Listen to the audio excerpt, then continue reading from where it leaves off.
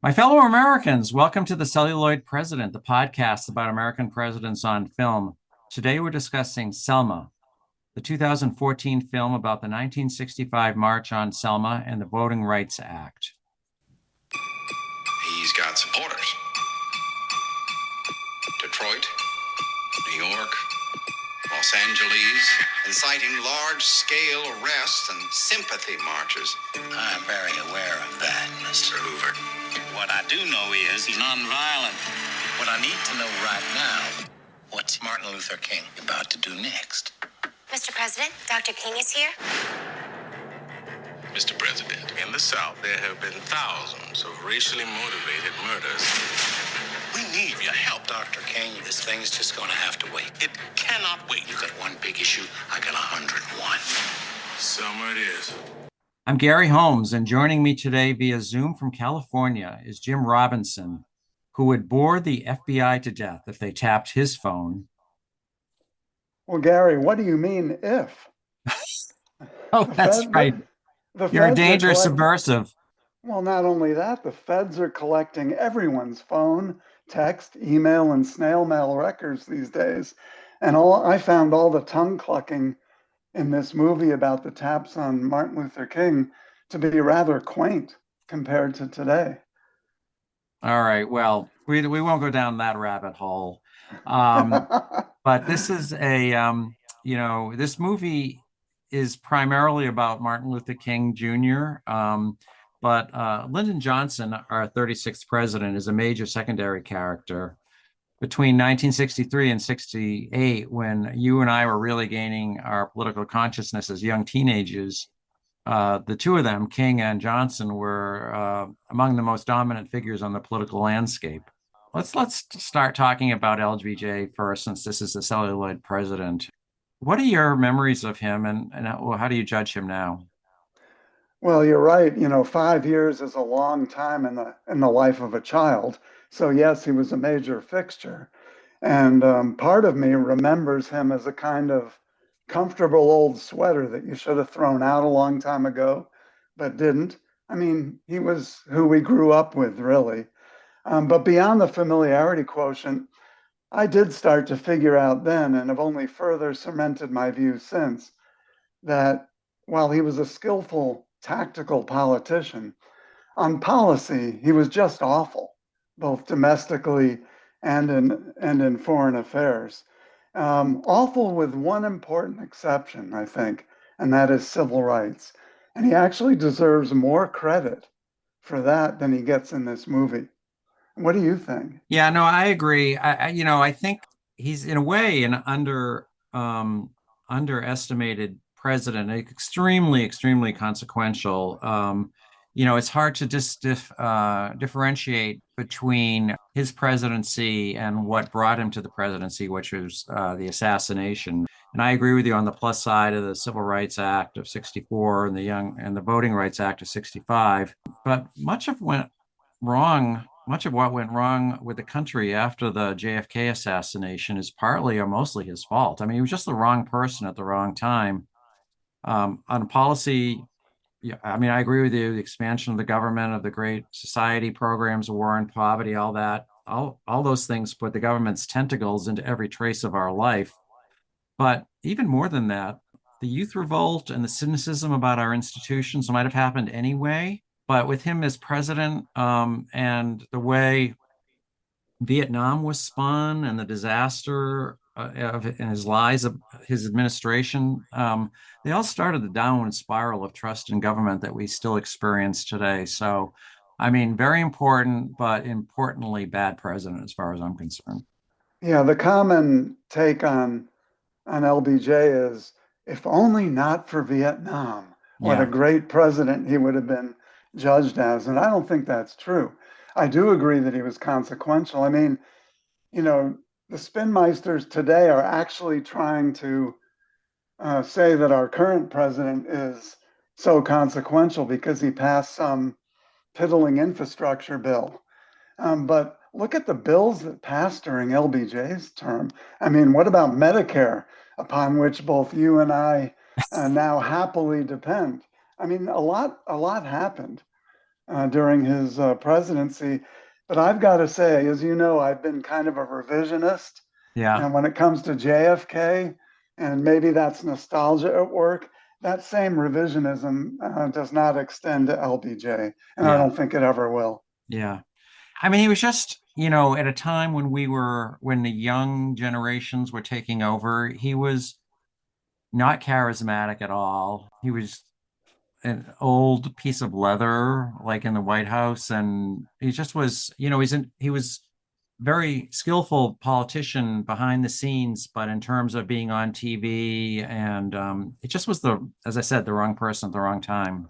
Well, if you do a lot of reading, I know you have, especially in 1968, which many people view as maybe the worst year in Yeah, American history in the last century. Um, he really fell down on leadership quotient. yeah, You just don't get you get a sense that he was there along with the rest of us, not knowing what the hell was going on and what to do about it. And it yeah. was really actually kind of sad. And maybe the reason why he just said, I'm not running again. Anyway, the movie is not really about that, all the bad stuff he did. It's about the good stuff.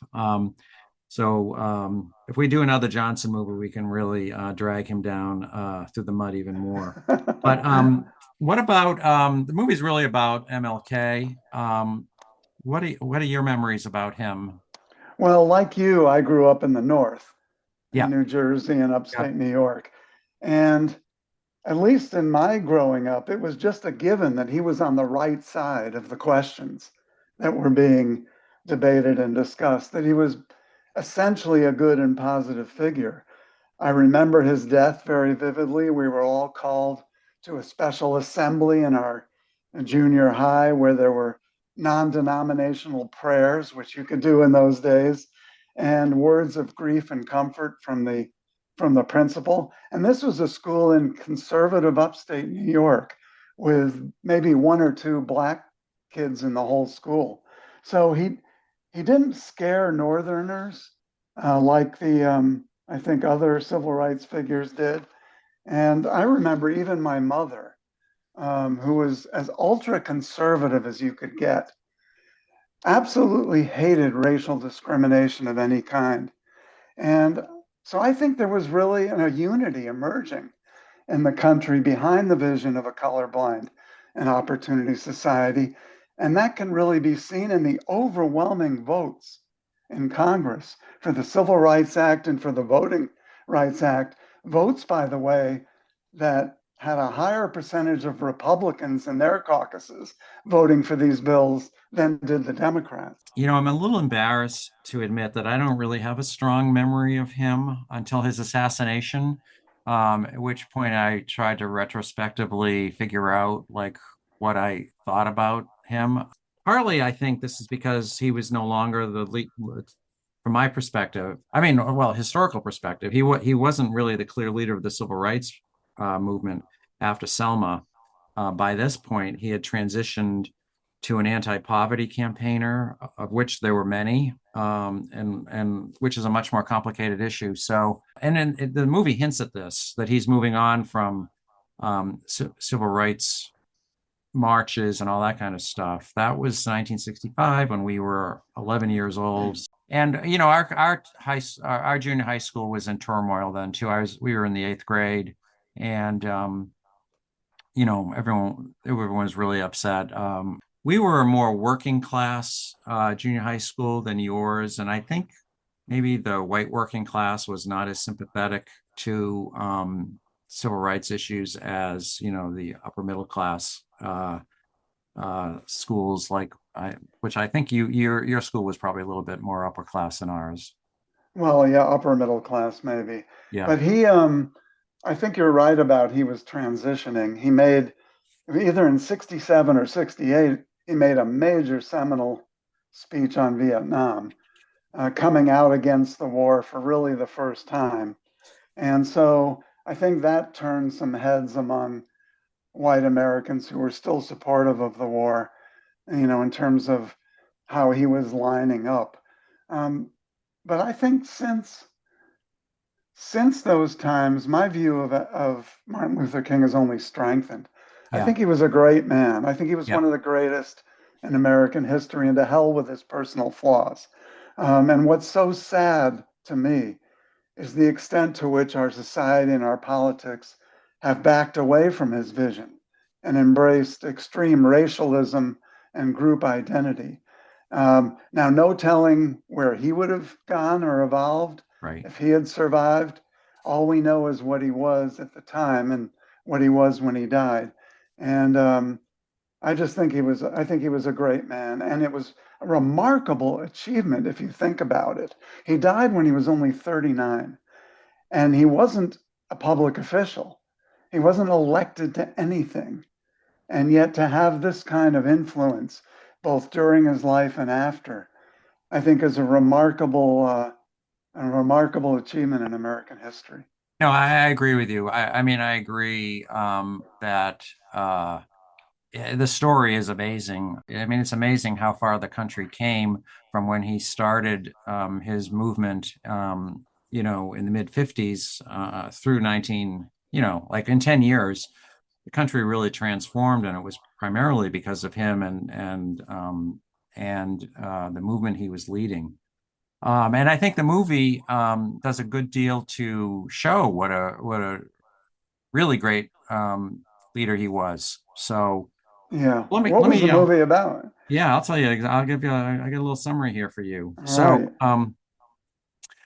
so the movie Selma is a depiction of the civil rights activities in Selma, Alabama during early 1965, including three world famous marches in the month of March that helped build support for the Voting Rights Act of 1965.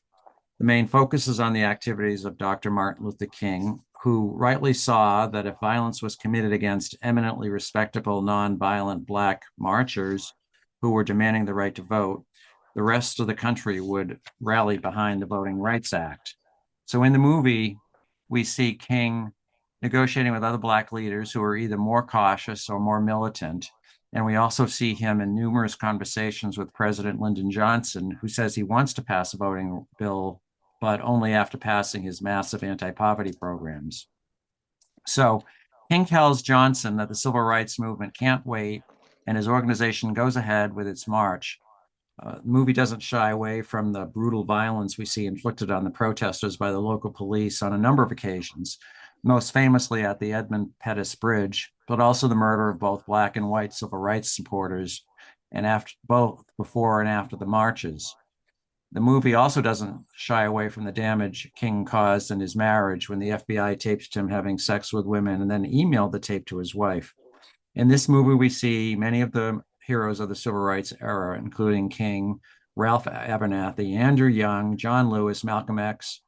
The movie ends with King leading a massive march from Selma to Birmingham, and with LBJ making a speech to a joint session of Congress in support of the Voting Rights Act.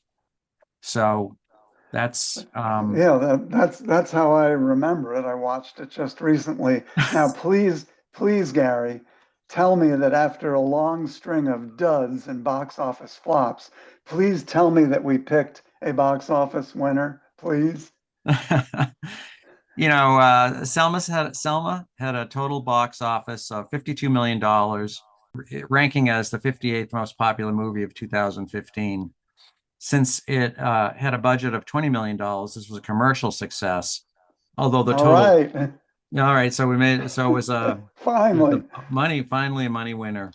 Although, to be honest, and put everything in perspective, the total take was less than 10% of the number one movie that year, which was Jurassic Park, which brought in 652. And actually, that's Jurassic World. And followed by The Force Awakens, the seventh Star Wars movie, The Avengers, Age of Ultron, Inside Out, and Avengers 7. So once again, we've got four sequels and an animated movie. So this is not a great time I mean, all the movies we've seen since like 2000, they just fall way down after these, big blockbuster movies. Yeah, yeah. But I will say it was a critical hit, at least. It was nominated for Best Picture at the Academy Awards. Um, this I'm going to get on my high horse about this, but this is the year that the winner was the very odd Michael Keaton movie Birdman. You ever seen Birdman? Have you No, heard of no, it? I've vaguely heard of it, but I've never Yeah. seen it. Well, this seemed like a travesty at the time, and it's worse now. I mean, if you think about it, I don't know anyone who's ever mentioned Birdman again. I'm pretty sure that Selma would have won that year, except that the previous year, the Academy had been bullied into giving the Best Picture to 12 Years a Slave, and I don't think they wanted to award a Black historical drama 2 years in a row. I want to say one other thing about this movie. It owes a lot to two other movies. Gandhi, the epic biopic about Mahatma Gandhi, who used nonviolent civil disobedience to gain Indian independence from Great Britain. And that was from the 80s. And Lincoln, which we've previously discussed here, which is about the political activities that went into passing the 13th Amendment, which abolished slavery. So the discussions between King and Johnson about tactics and strategy reminded me a lot of the arm twisting that Lincoln deployed to get the amendment approved. Yeah, that point really, that parallel really came through to me. I didn't think of the Gandhi parallel, but the Spielberg's Lincoln appeared 2 years before. Right. And it focused on how another great man, another great civil rights leader, if you will, personally strategized and spearheaded the passage of a seminal piece of legislation. Yeah. And so now you see 2 years hence the depiction of King spearheading and strategizing and tactically trying to engineer the passage of another seminal piece of civil rights legislation, with neither picture being a biopic. Both pictures are about are short times in the exactly 100 years apart in the beginning in the winter of 1865 and in the winter of 1965. These are two good movies to Lincoln and Selma would be two good movies to see back to back. Yes. And the book ending the passage of the 13th Amendment and and the implementation of the Voting Rights Act, which basically brought it into reality. Yes. It is terrible that it took 100 years. Only took 100 years. Yeah. Yeah. All right. So who would you recommend this movie to? Well, I'd say anyone who wants to learn what it was really like for blacks in the South back then. I mean, things were going on that we just can't even imagine today, and how difficult each step of the struggle was. Maybe with that perspective, there could be some greater acknowledgement of the progress we've made, because we hear so many voices saying, oh, things are worse than ever. And you have even people like Barack Obama and Vice President Harris saying, of course, things are a lot better. Of course they are. And I also think anyone who wants to peer behind the scenes of Martin Luther King, because as you mentioned, maybe a lot of us remember a couple great speeches or sound bites, but don't really know that much else. But to look at his abilities and his personality beyond what they know in a couple great speeches, and the fact that there's a holiday, and the fact that he was assassinated. Yeah, I agree with everything you just said. I would also recommend it to anyone who need. I mean, like me. I mean, I'll admit I kind of needed a refresher on what the early civil rights movement was all about, and it was, very eye-opening. So I learned a lot about this movie, even though I saw it when it came out 10 years ago. Seeing it again was great. I'll also say we always ask during this podcast if you're a high school history teacher, would you show this to your class? And I'm just going to skip ahead to that issue right now. And I would say this is definitely a movie that every high school senior should watch because it does such a good job of capturing the issues that drove the civil rights era. So I would definitely recommend it. I mean, basically every high school student in America should watch this movie. I agree. I was going to say that. Absolutely. Yeah, I know. I'm sure. Yeah. That's okay. Let's talk about what you liked about the movie. Well, to begin with, it was incredibly powerful storytelling. It wasn't overly preachy. It wasn't trying to draw cheap tangents to today's struggles and current times. It depicts the events and sort of lets the events speak for themselves. And boy, do they speak. I found it tremendously powerful and moving. I also liked the depiction of King as more than just a preacher and a speech maker, but also as a political and movement tactician. That's a side of King that we don't get to see very often. So I like seeing King and his operatives as politicians, which they were, and not just as preachers. Yeah, I agree with that. I mean, I like that they didn't make him into a saint, for example. You see him as a guy who not only fools around on the side, but someone that has doubts and moments of despair, which is a human instinct. I mean, even Jesus asked to have the cup passed from his lips. But like everyone else, I like a movie where the good guys take on the bad guys and win. So I really felt inspired at the end. Uh, Yes. and I also thought they did a, very good job of condensing a complicated story into fast moving. The movie was only 2 hours long, which was great. And it's not a dull moment. And when it was over, I felt like I'd learned a lot and connected a lot of threads that had been floating around in my mind. So I like it. Yeah. Um, Yeah. and just one other thing, I also liked that it showed the heroism of ordinary people.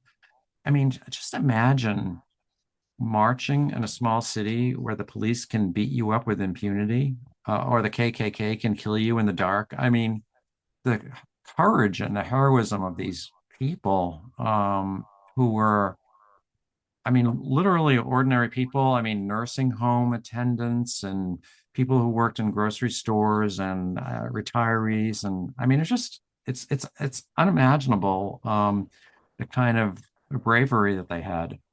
Yeah. I kept thinking, you know, throughout the movie is it's amazing that Martin Luther King wasn't killed sooner. Yeah.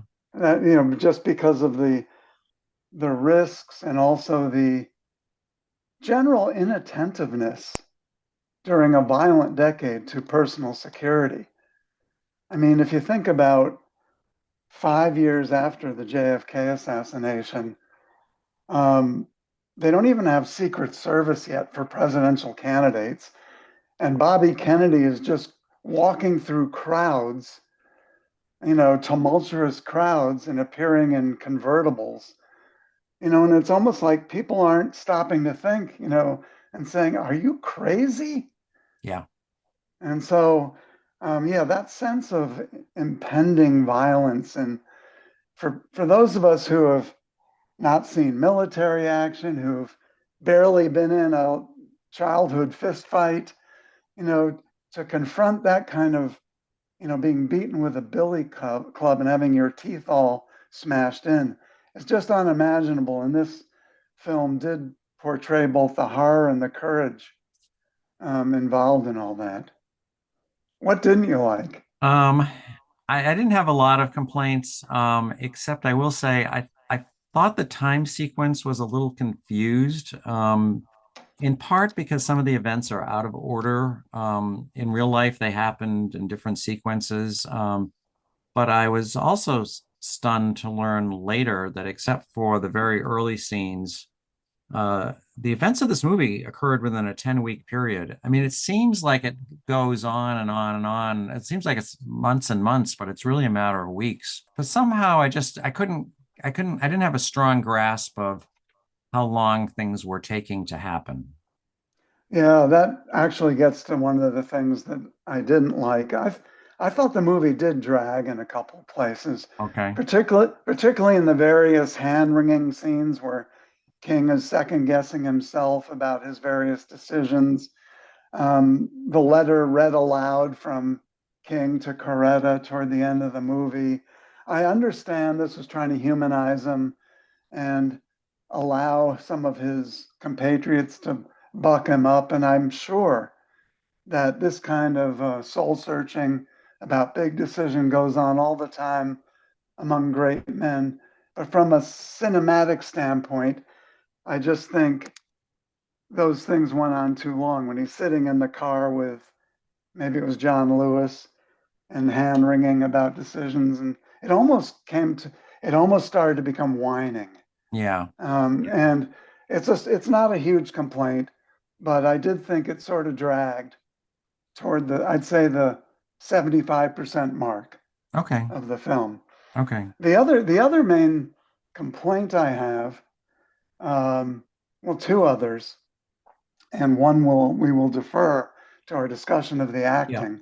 But I think I enjoyed seeing the politicking in the civil rights movement, the different factions, and also the political strategizing on the part of King, and how clever he was. How he really got to the bottom of issues, and how Johnson is the key. And the thing about the voting rights bill is it's not a million restaurants we're trying to picket. We can focus on one building, the clerk's office in Selma. All that was interesting. But when it got up to Washington, I thought the political component became pretty superficial. And there was no focus on Congress and on how a bill might have been cobbled together in terms of its support. The portrayal of Johnson is something I didn't care for and has been complained about by Johnson right hands, including Andrew Young. I just think it got sort of overly simplistic every time King went to Washington. Yeah, no, I mean, I can see what you're saying, and I guess that's not really what the movie was about. I, uh, True. not like it was with Lincoln, where it was about how to get the how to wrangle the votes. I think the assumption was always that King's assumption is that if Johnson gets behind this, it'll pass because he's got such a huge majority. In the Congresses. I mean, the history thing. We're going to talk about history a little Mm-hmm. later, and I have some issues with that. But I hear what you're saying. Let me just add that on my simplicity point, and you're right, it does get into the history, so I'll defer most of it. But the portrayal of the idea that LBJ got pissed off in a meeting with Wallace, and so therefore he decided to change and throw in with, moving on the Voting Rights Act. I just think that was a little too facile, and I know that's not the movie they were making, but we drew comparisons to Lincoln, and Yeah, Lincoln was far more sophisticated in terms of showing how the machinery of Washington politics works. yeah. I will. I actually, my takeaway from this wasn't that he was pissed off at Wallace and changed his mind. That King's strategy worked, and that because the violence that was seen throughout the rest of the country against the innocent, peaceful demonstrators was so horrific that the pressure to pass the bill was overwhelming, and his hand was forced. So Yeah, I think yeah. that's what the movie is saying. Let's talk about what the movie. What do you think the movie's trying to accomplish? Well, we mentioned the Spielberg tangent, Yeah, and like you, I can't help but wonder if the filmmakers weren't trying to copy that formula in a way and focus on King and the specifics of the act. I also think they wanted to dramatize what a struggle it was to get it and to explain why it was so important. I mean, I hadn't really focused on all the ways that voting rights were denied people, and all that you mentioned, that what people had to do in terms of putting their lives at stake. And for many, including me, the struggle for civil rights is kind of a all images merging together, jumbled set of images. The marches, the beatdowns, the speeches, the riots, the legislation. So I like the way the film really clarified a particular stage of the struggle for me. I found it quite educational, and I think yeah. that's what they wanted it to do. so this movie came out in 2014, which is during the final term of the Obama administration. And when, to quote King himself, the moral arc of history is long, but it was bending towards justice. This is a quote that Obama used to say all the time that I actually thought was an Obama quote, but it turns out to be a King quote. So, what I think the filmmakers wanted to do was to celebrate the process that began with the Voting Rights Act in 1965 and culminated 50 years later in Barack Obama. And there's a clear sense in this movie that the American system works, which is another reason that the movies like Lincoln. I mean, there's a sense of if you do the right thing, if you have the right strategy, the system will work. Yes, I think that's a good point. Let's talk about the actors. So Martin Luther King was played by David Oya. It's a Nigerian name, I believe. Yeah, I know, and he's British too. Yeah, So he's a Oyella, Oya, Yellow. Oyelowo. That's right. I said it. I said it once on right. Okay, so So you don't David have to say it. Yeah, yeah, all you right, can call him David. But David. let me ask you before we begin, did you come across any particular reason why four British actors were chosen to play the four biggest roles? I mean, it's an American movie, right? I know, isn't that weird? I think I think the original there's a lot of Brits behind the movie and behind the scenes too. So this is a British American movie, but it is funny. This guy David. We've seen him before. He was in Lincoln. He was Hmm. he was the black soldier at the very beginning of the movie who recited the Gettysburg Address to Lincoln. So he was in that movie, and then he shows up as Martin Luther King here. I thought it was one of the great performances. He really embodies King as far as I can tell. So Yeah, thought he did great. I don't agree.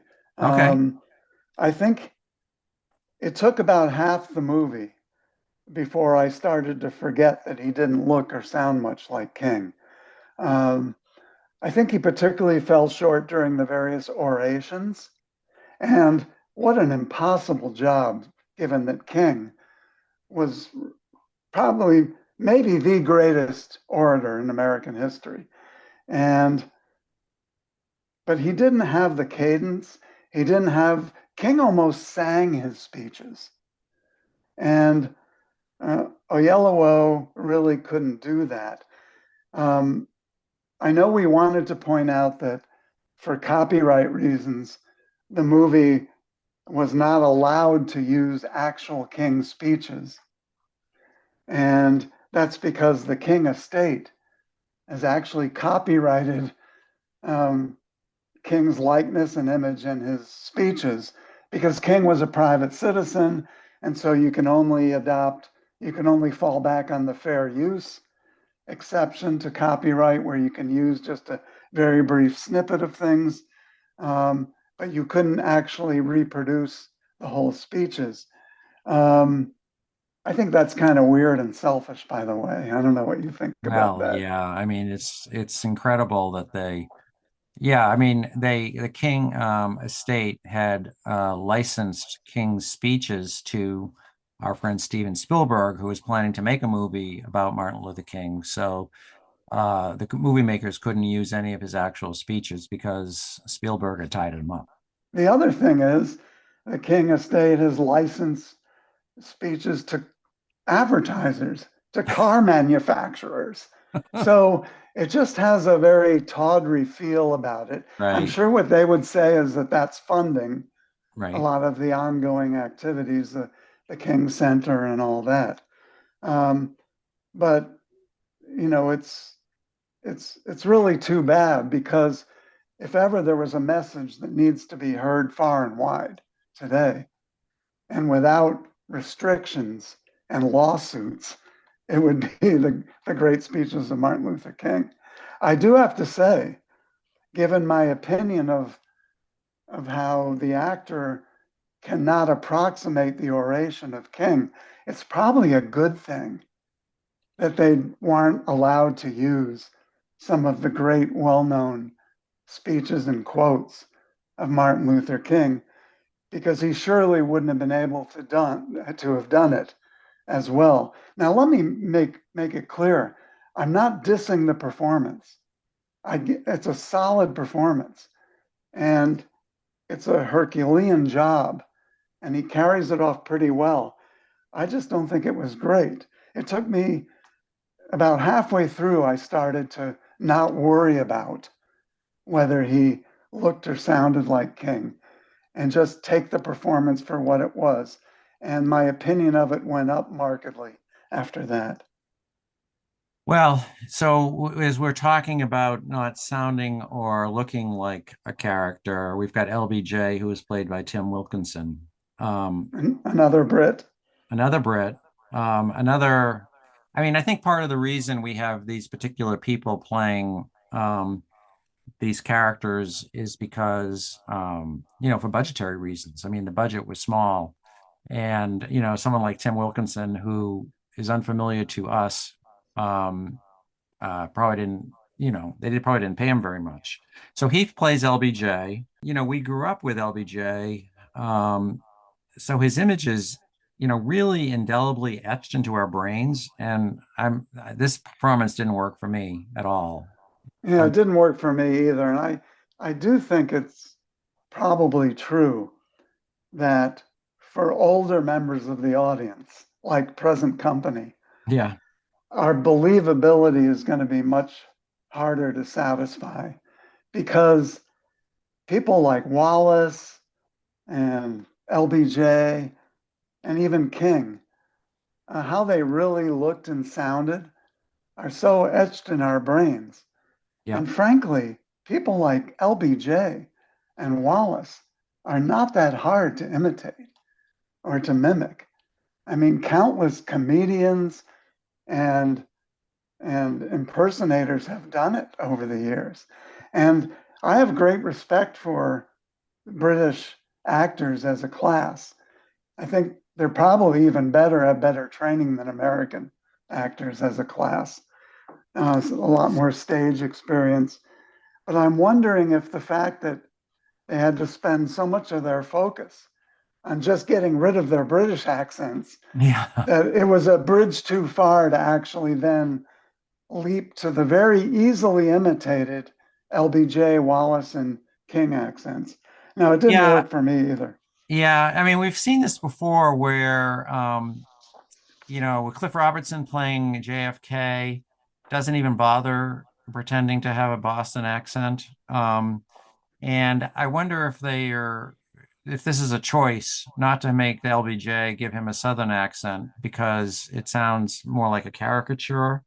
But in addition to not sounding like him or looking like him, I mean, the problem is that he kind of has a one-note approach where Johnson was always trying different approaches. I mean, he's trying to seduce you, he's threatening you, he's trying to reason with you, he's trying to bargain with you. I mean, he was a very supple politician, trying to get his way, trying to do whatever it took. And we don't see that in the movie at all. He's just really got one straightforward emotion the whole time. They didn't really show the syrupy side Yeah, the of syrupy side LBJ. or the You're my brother and I love you kind of thing, to yeah, almost total strangers. They did do some of the, standing close to the person he was lobbying, yeah. putting his arm around the back. They did a few gestures like that. It could have been much better. I'm going to say this too. And I don't know whether this is a coincidence or if it was deliberate, but I think that Ava DuVernay or whoever cast this movie, because she came into it late, they put a lot more care into finding actors that looked like black actors that looked like they're black characters than they did um, on the white side, because LBJ, Wallace, Hoover, none of those guys looked at all or sounded the least bit like they're real people. But you don't even need Andrew, Andrew Yeah. Young looked exactly like the real Well, that's what I was Andrew going to Young. say. I mean, when you see the black characters, you don't even need to know who they are. You just look at them and it's like, oh, that's Andrew Young. Oh, that's out Ralph Abernathy. That's Martin Luther King. I mean, that's Malcolm X. That's John Lewis. I mean, they all look like who Yeah. they were. What do So you think of What did you think of George Wallace? Tim I just, Roth, another Brit. yeah, Tim Roth, never heard of him. Um, again, doesn't really work. Wallace was an angrier, less guileful person than played here. I mean, at least he was in public. I don't know what he was like behind the scenes, but he was more, he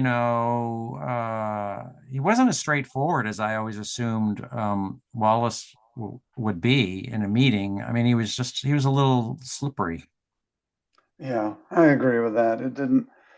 It was okay because he wasn't that central really to the movie. Yeah. But nothing And really we impressive. won't even talk about Hoover here. We need to mention Right. Oprah. Oprah's in this movie. Yes. She is also one of the producers. Her One of movie, the gazillion executive producers, yeah, they had a lot of executive producers. Well, including this Brad Pitt.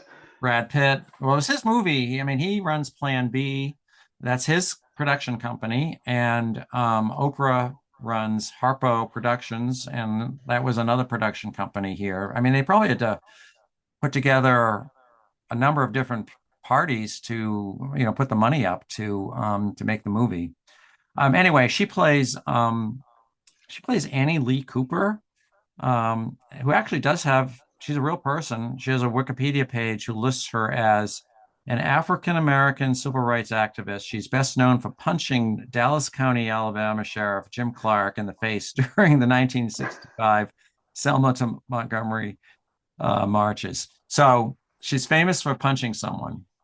Well, Well, we see it in the I, movie. It happened. I thought Oprah was very good in the opening scene, and where she went to try to register to vote. Yeah. So I thought, you know, she did her job well. I've got to mention Carmen Ejogo, another Brit who played Coretta. Yeah. I actually think this was the best imitation and performance in the movie. Okay. Um, I met Coretta King once, very, very briefly. Okay. She came to the governor's office in the 80s in California where I was working, and it was just a brief, hello handshake before she went in to meet privately with the governor. But I think she portrayed the dignity that I saw in that woman when I met her, and also the fear and also the pain of knowing her husband fooled around. But she was able to compartmentalize that. I thought she conveyed a range of emotions and dedication to her husband, but not total love. I thought she did that very well. I really liked her performance. Well, and also the scary thing is the threats were not just made against the husband, but against the kids too.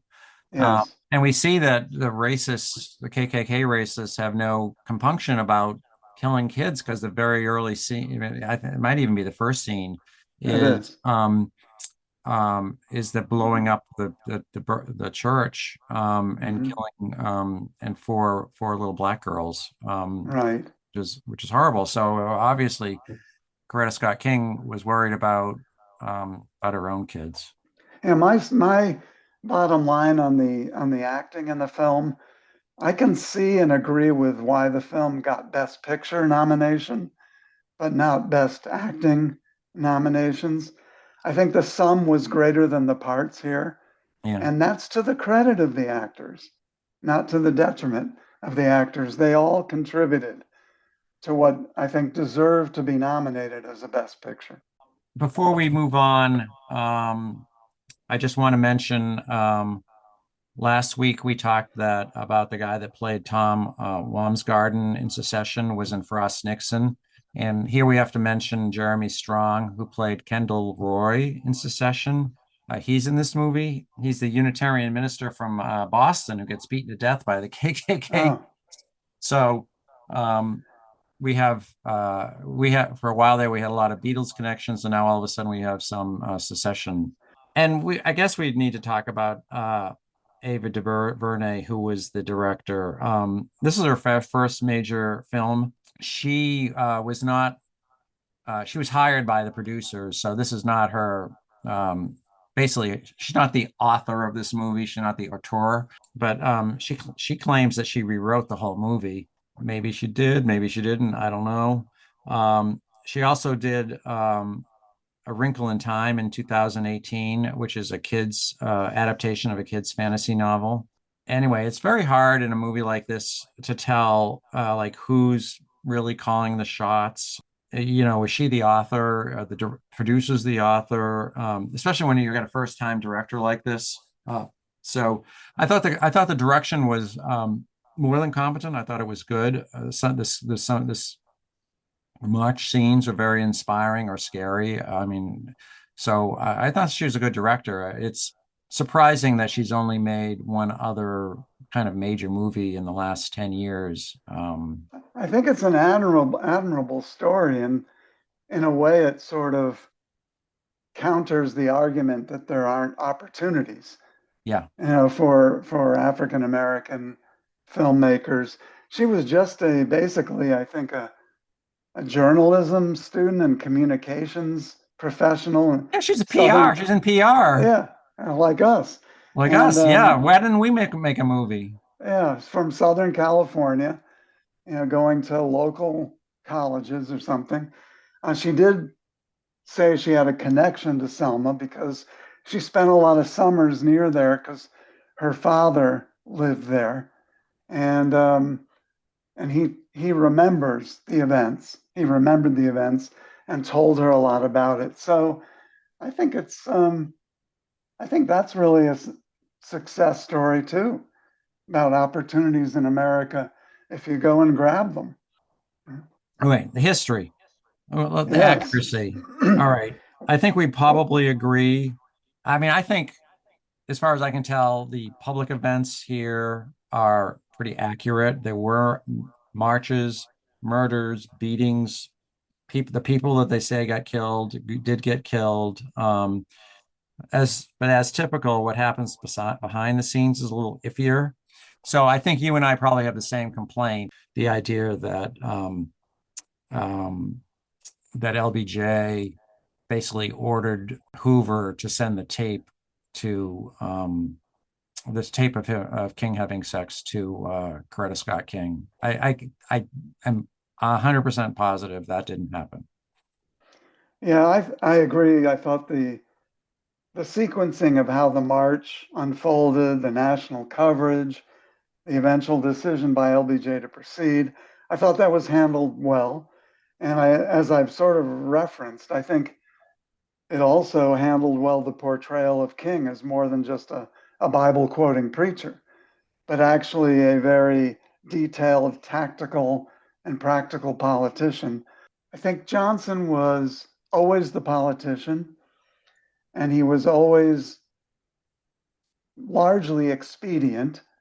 And he is the kind of president that would be tremendously moved to action once something got on the front page of the New York Times and once it got on the nightly news with his famous 3 different TV sets all set up in the Oval Office because he obsessed over that, probably as much as our our immediate previous president did, about how the coverage on the television media. I think all that was true, but I think to portray him as being so nasty about it, when I do think there was an element of soul searching about LBJ and where he wanted to go on civil rights and where he wanted his party to go on civil rights. I think that could have been treated with more care and gentleness and understanding. Instead, it was, you're right, just a nasty LBJ. And I think the thing is, this has always been we saw this criticism with the movie Lincoln, which is um, black writers don't like it to be said that the white politicians gave anything to the blacks, that they want the blacks to have the agency in this. So the slaves freed themselves somehow. The civil rights leaders um, managed to get the civil rights legislation through. It wasn't, I don't think they want to give Johnson as much credit and make it look like he was some sort of, wonder man who's just very generously providing them with the civil rights bills. So I think that was part of it. Yeah, they Uh, don't want to give they don't want to give the relative unity in the country any credit. right. Both the Civil Rights Bill of 64 and 65 and the Voting Rights of 65 passed overwhelmingly in both the House and the Senate on a bipartisan basis. Republican leaders were the Republican leadership in Congress were co-sponsors of Yeah. these bills. So I don't think they Anyway, wanted I to show that. I get the Califano point about LBJ. LBJ is probably treated a little poorly in this movie, more poorly than he deserves. He was a big supporter of civil rights throughout his career. But I think it is true that his main objective was to get an anti-poverty bill through, because I think he felt that if you got the anti-poverty stuff through, that would help blacks and other poor Americans a huge amount. And then once that bill was through, then he would focus on the Voting Rights Act, which is actually what did happen. I mean, except it makes it sound like it's a lot long. I mean, LBJ wasn't planning on putting it off for years. He was just planning to put it off for, weeks or at most months. Finally, I have a small pet peeve about the history. You pointed out this villainous conspiracy between Hoover and LBJ about how they were in cahoots on all the wiretapping. And okay, I can roll with that as a filmic device. But King was wiretapped. But guess who approved the wiretaps to begin with? The sainted Bobby Kennedy. He Right. did so as AG in 1963. Somehow they just forgot to point that out. I have one other historical objection. They make it sound like it's a big mystery why King didn't proceed with the second of the three marches. What happens is he gets this, there's probably 3,000 people at this point marching. They call this Turn Back Tuesday because it happened the Sunday after. The first march was called Bloody Sunday. It was a small group. They were the ones that were beaten. And then on 2 days later, on Tuesday, they had a bigger march, and he just stopped when it got to the top of the bridge and turned around. And they made it sound like it was like no one can understand why it happened, but it was very clear why it happened, which is that a federal judge had issued an injunction against the marches proceeding until he could decide one way or another. This judge was named Johnson too, by the way, played by Martin Sheen. Martin Sheen. Martin Sheen is in this movie, yeah. Um, so it was all orchestrated, choreographed even, that the king they'd make the point of marching, but would not break the injunction and go beyond the bridge. And there was a deal actually made with the sheriff. The sheriff would not, they wouldn't beat them up if they did this. So it was all choreographed, and I think everyone understood it. And they make it in this movie sound like this is like he was like sensing a trap, or was here. They sit down and pray, and then God, gives him God tells him what to do. Yeah, yeah. Okay. Favorite scenes.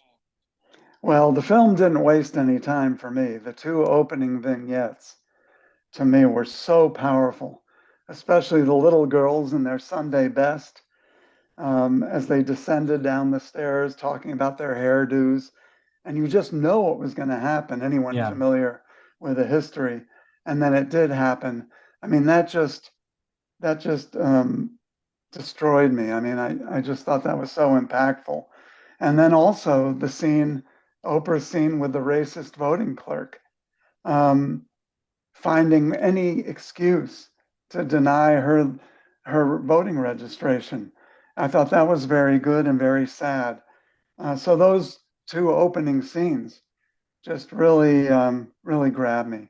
As usual, the best scenes are the ones that didn't actually happen in real life. And this movie doesn't have a lot of humor. But there is one funny scene. It's when George Wallace goes to visit LBJ, and Johnson asks Wallace why he just doesn't let the black people vote. And Wallace says, "Well, there are 96 county registers of voters, and he doesn't control them." And Johnson says, he knows this is a crock. He says, he gets mad and says, and I have to bleep this. Are you trying to bleep me, George? Are you trying to bleep over your president? I mean, that whole scene where there was, I just thought was funny.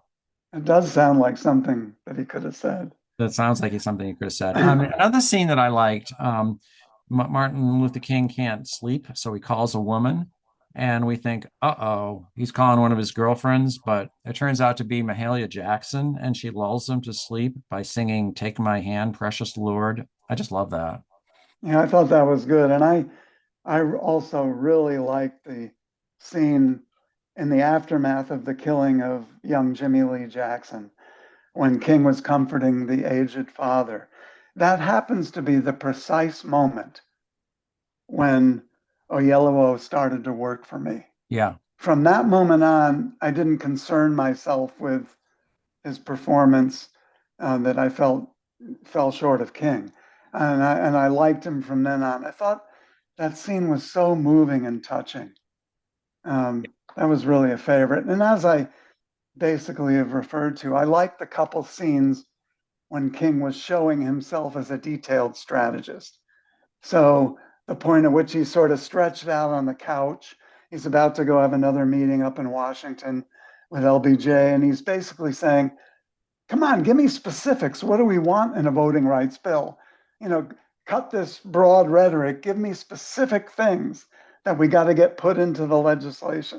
And Yeah. I think that drove home to me the point that King was much more than a speech maker. And I would just make a general comment overall, and this is nostalgia, probably at work here. Overall, I think our politicians, the good, the bad, and the ugly from our own points of view, were much better than the politicians today. They made much more comprehensive arguments for their points of view. They were much more skillful as tacticians. They were far better speech makers. They did less dumbing down and less soundbiting, whether you're talking about Wallace or LBJ or King or Kennedy or Humphrey or Nixon. I think just in general, they were better. Well, and yes, I have to agree, and I think we can blame that on television mostly. And what television demands. All right, how about favorite lines? Well, I love the line when Jimmy is killed and King is comforting the father, and he says to the father, there are no words, Mr. Lee, but I can tell you one thing for certain. God was the first to cry.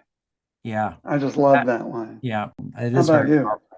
Amelia Boynton to Coretta Scott King when she doesn't think she's prepared for the challenge ahead. She says, Amelia Boynton says, I know that we are descendants of a mighty people who gave civilization to the world, a people who survived the hulls of slave ships across vast oceans, people who innovate and create and love despite pressures and tortures unimaginable. They are in our bloodstream, pumping our hearts every second. They've prepared you. You are already prepared. Very inspirational. I felt, Yes. really moved by that. Yeah. I like the line from King to Johnson, and where he says, I'm just a preacher from Yeah. Atlanta, and you're the most powerful man in the world, just elected by the biggest landslide in history. I don't see why you can't do this. Good point, good point. Except I also like the line because it was kind of disingenuous, because as I've mentioned, King was not just a preacher from Atlanta. Yeah. Well, yeah. Yeah. Um, our lives are not fully lived if we're not willing to die for those we love and for what we believe. Um, Yes, very good. Johnson, someone says to him, don't you want to live? And he says, I'm no different from anyone else. I want to live a long and happy life, but I'm not focusing on what I want. I'm focusing on what God wants. And also, that last line there is a reminder of how important the church was to the movement. The movie is full of hymns, sermons, gospel quotes. The leadership are almost all clergy, and they're not just black clergy; they're white clergy too. So To me, it was the vignettes stood out more than the specific lines to yeah, me. I mean, that's I not actually like saying the the lines speeches were bad. too. Yeah. I mean, I don't. It sounds like you didn't like the speeches as much, but I thought they were. I thought they were. I thought they were very inspirational. All right. Relevance or comparisons to politics and society today. Is this movie still relevant? It's very relevant. It's also very sad.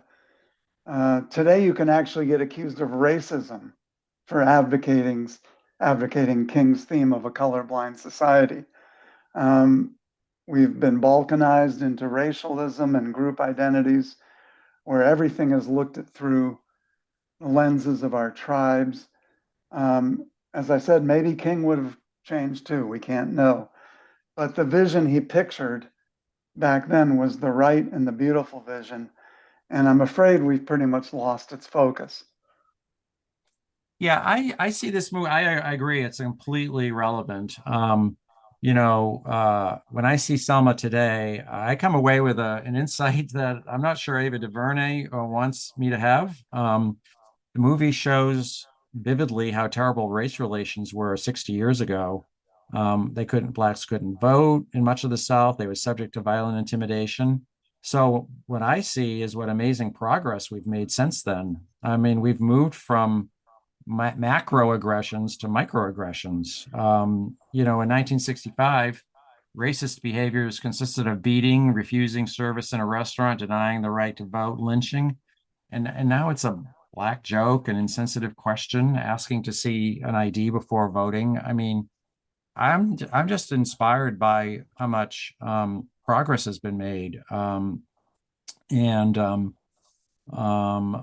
and I think that's a relevant point to be making today. Yeah, I'm inspired too, but I'm also troubled by the backtracking Yeah. that I see in many respects. Well, so that leads to the question we always ask: could this movie be made today?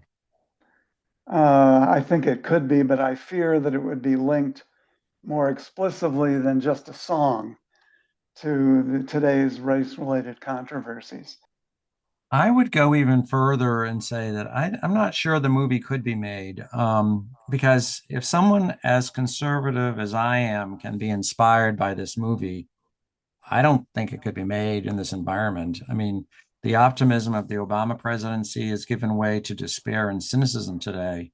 I mean, just last week, like 3 days ago, I was reading an essay in the Atlantic by Elijah Anderson, who's a University of Pennsylvania professor, and I came across this sentence. In response to the riots of the 1960s, the federal government, led by the former segregationist Lyndon Johnson, passed far-reaching legislation that finally extended the full rights of citizenship to Black people while targeting segregation.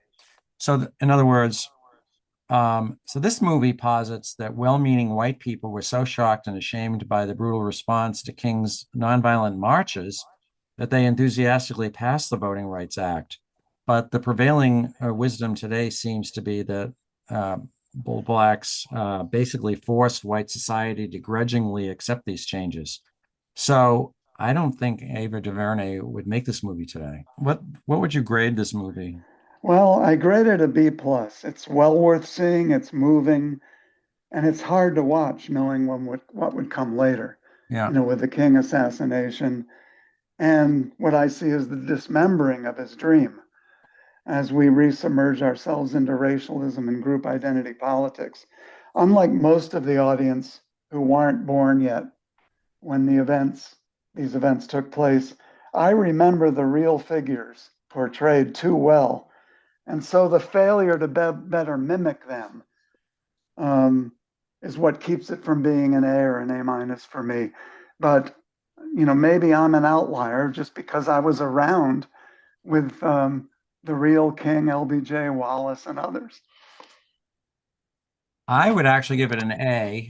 I love this movie. It's funny. I'm the one that's usually complaining about the inaccuracies. And I mean, there definitely were inaccuracies in this movie. But I think the overall thrust is so inspiring that I ended up loving it. I'd seen it before, as I said, and when I started to watch it again, I felt dread in the beginning because like, oh God, because I know that people are going to get beaten up and everything, but and I didn't really want to rewatch it, but when I did, I just felt. I mean, it made me. I felt good all day long afterwards, and so I would recommend this movie to everyone. I hope people will go and watch it. I'm still pissed that it didn't win the Academy Award that year for Birdman. I mean, it's a joke. So I'd give it an A. I do agree everyone should see it. It's a very Okay. good movie. Any final words on this movie? The thing that I can never get out of my mind is what Martin Luther King said in his greatest speech, which I consider to be not the speech during the March on Washington, which was a fantastic speech, but the speech on April 3rd, 1968, when he said, I've been to the mountaintop and I don't mind. Like anyone, I would like to live a long life, longevity have its place. But I'm not concerned about that now. I just want to do God's will. And He has allowed me to go to the mountaintop. And I've looked over and I've seen the promised land. I may not get there with you, but I want you to know tonight that we as a people will get to the promised land. And of course, that speech took place less than 24 hours before he was shot to death. And I just can never get that beautiful, inspiring speech out of my mind.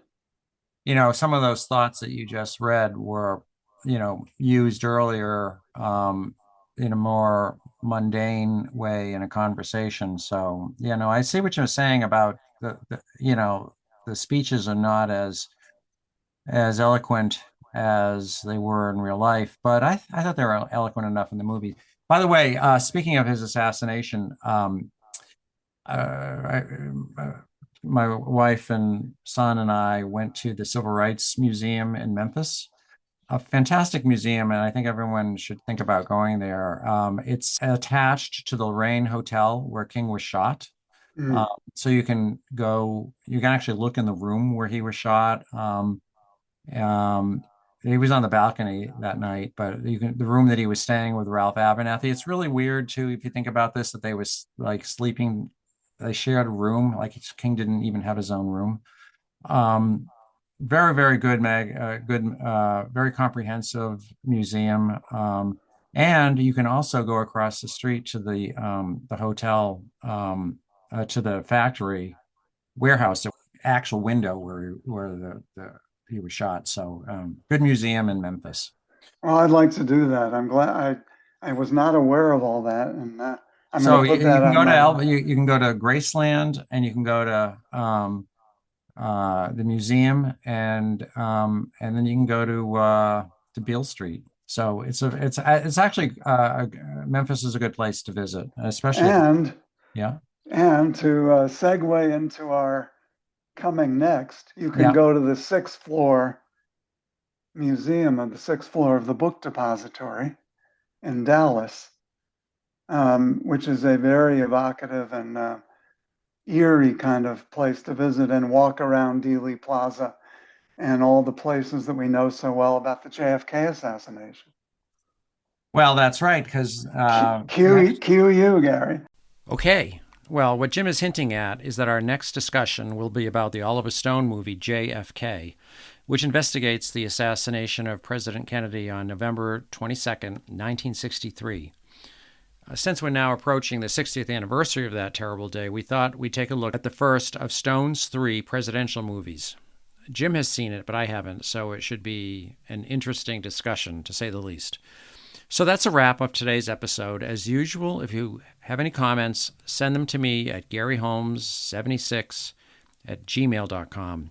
And please subscribe to the podcast, especially if you have a Spotify account. We're a little light on listeners at Spotify, so see us there. When a man stands up, says enough is enough. We build the path as we came, rock by rock. The sail is probably bugged. It probably is. We must march. We must stand up. You march those people into rural Alabama, it's got to be open season.